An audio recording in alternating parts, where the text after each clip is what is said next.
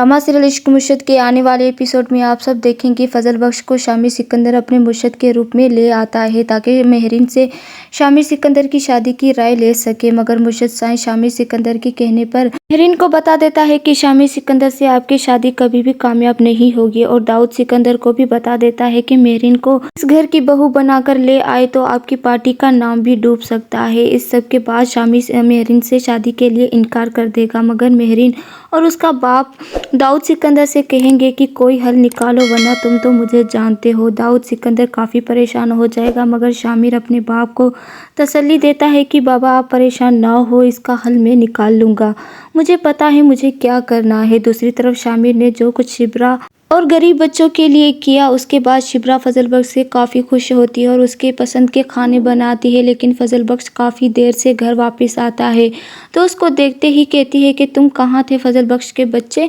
तो फजल बख्श कहने लगता है वो मुझे निमरा ने बुलाया था। तो शिब्रा मज़ीद गुस्सा होती है कि मैं यहाँ पर सुबह से तुम्हारे लिए खाने बना रही हूँ और तुम उस निमरा से मिलने चले गए हो। शिब्रा फजल बख्श को बहुत डांटती है, जिस पर फजल बख्श कहता है मेरी यहाँ जान पर बनी हुई है और तुम्हें खाने की पड़ी है। वो निमरा ने मुझसे मिलने के लिए इनकार कर दिया है। निमरा कहती है कि फजल बख्श तुम गरीब घर से हो, तुम्हारा और मेरा कोई मैच नहीं। फजल बख्श दुखी होकर कहता है भला हम गरीबों को की भी कोई जिंदगी होती है, ये सब कुछ सुकैना और उसकी माँ देख रही होती है और उनको हकीकत का पता होता है। फजल बख्श के जाने के बाद शिब्रा से कहती है कि तुम फजल बख्श के साथ बहुत बुरा किया, तुम्हें इसके लिए उससे माफ़ी मांगनी चाहिए। तो शिब्रा फजल बख्श से माफ़ी मांगती है और कहती है फजल बख्श तुम बहुत अच्छे हो और निमरा लालची लड़की थी, वो सिर्फ तुम्हें बेवकूफ़ बना रही थी, वो तो तुम्हें डिज़र्व ही नहीं करती थी। फजल बख्श को मौका मिल जाता है और वो शिब्रा को कहता है कि क्या मैं तुम्हें डिज़र्व करता हूँ।